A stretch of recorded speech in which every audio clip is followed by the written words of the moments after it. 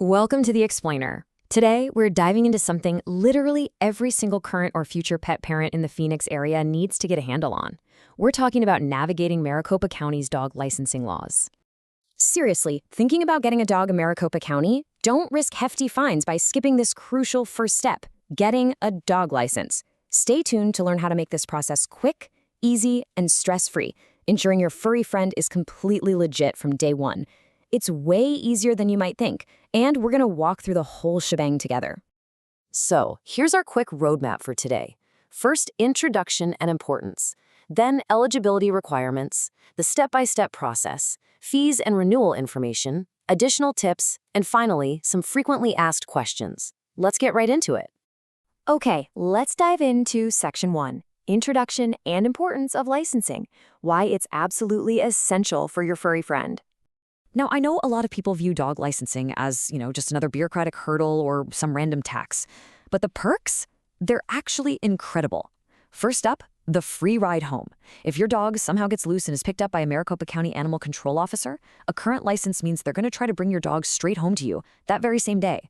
They bypass the shelter entirely. But let's say they do end up at the shelter. A licensed dog gets a minimum 120-hour hold, compared to the standard 72 hours for an unlicensed stray. That literally gives you almost double the time to locate and claim your best friend. Plus, if they can't reach you right away, that first day of impound, $0. No charge. And on a community level, it's a huge win. The fees you pay go directly toward caring for the 30,000 homeless animals that enter Maricopa County shelters every single year. So you're protecting your dog and helping out other animals at the exact same time. But of course, we also have to talk about the stick, not just the carrot. It is the law.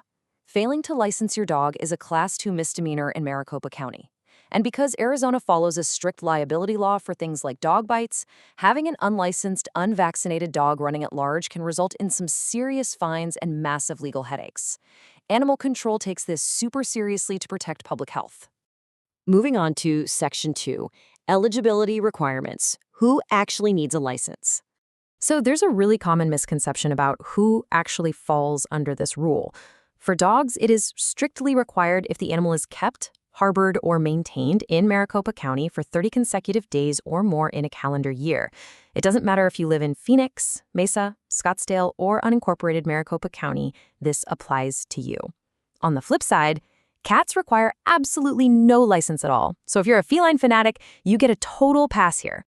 Now, the number 3. That is the magic number you really need to remember here. 3 months of age is the critical legal threshold.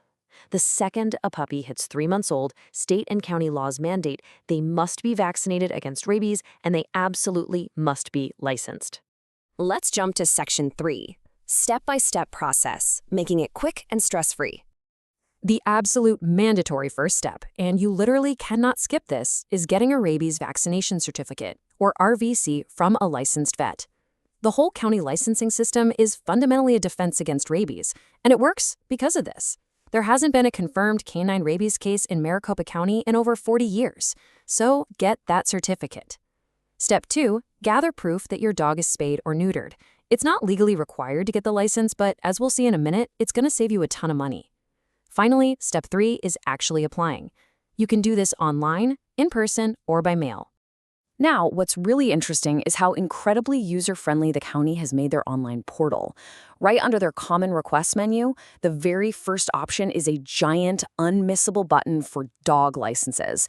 They know this is the primary reason people visit the site, so they put it right front and center to make your life easier. Once you click through, you'll find the portal to license your dog today. Maricopa County actually partners with a service called DocuPet to handle this. If you're a returning user, it's a breeze. You just look up your info using your account number or previous license number.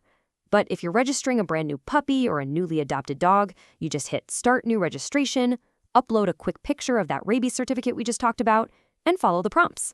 The whole thing literally takes just a few minutes. Let's move to Section 4 and see how this builds.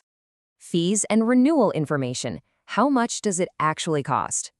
So the county's fee matrix is really designed to incentivize 2 main things: doing it online and sterilizing your pet.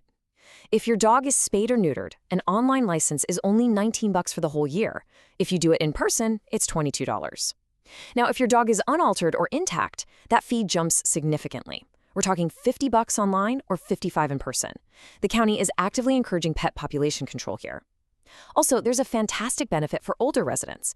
If you're a senior citizen, meaning 65 years or older, and your dog is altered, your fee is just a flat $10. Now, the crucial point to remember is that licenses must be renewed every single year. And the expiration date, it's directly tied to your dog's rabies vaccination date. After a 30-day grace period, late fees will definitely hit you. They accrue at $3 a month for altered dogs and $6 a month for unaltered dogs. These can add up incredibly fast, so whatever you do, don't ignore those renewal notices when they pop up in your mail or email inbox. Section 5. Additional tips and resources. Pro tips for a smooth experience.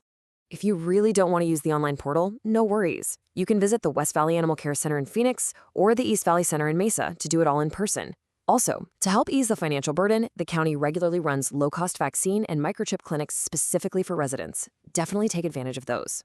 Lastly, and I honestly cannot stress this enough, once you get that physical metal tag in the mail, it must be attached to your dog's collar or harness. It has to be worn at all times when they're off your property.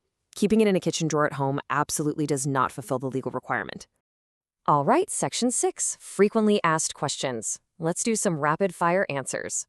First up, a very important and super common question. What if my dog is a service animal? Does all of this still apply?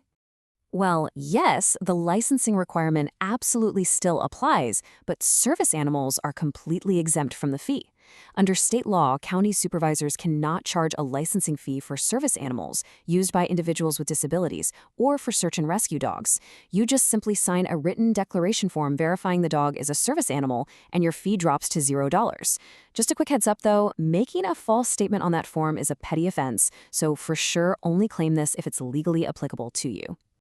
Next question. We all know dogs love to run through the brush, play hard, and get messy. So what happens if I lose the physical dog tag? Do I really have to pay the full $50 or $19 all over again? Hey, don't panic. If the tag falls off or gets lost, a replacement tag can be easily ordered through the DocuPet online portal or in person for a simple $5 replacement fee. Your actual license remains totally valid in the county system. Now, right before we wrap up today, I do need to read this essential disclaimer to you. Always check the official Maricopa County website or contact local authorities for the latest updates, as procedures and fees may change over time. Municipal laws can and do shift, so it is always your best practice to verify everything directly with Maricopa County Animal Care and Control. And that brings us to the end of our explainer. You see, getting your dog licensed isn't just about avoiding a pesky ticket. It's about protecting your pet, funding our local shelters, and keeping the entire community safe from rabies. So I'll leave you with this final thought. Are you ready to make your best friend a legit Maricopa County citizen today? Don't wait until it's too late. Go grab that rabies certificate and get them registered.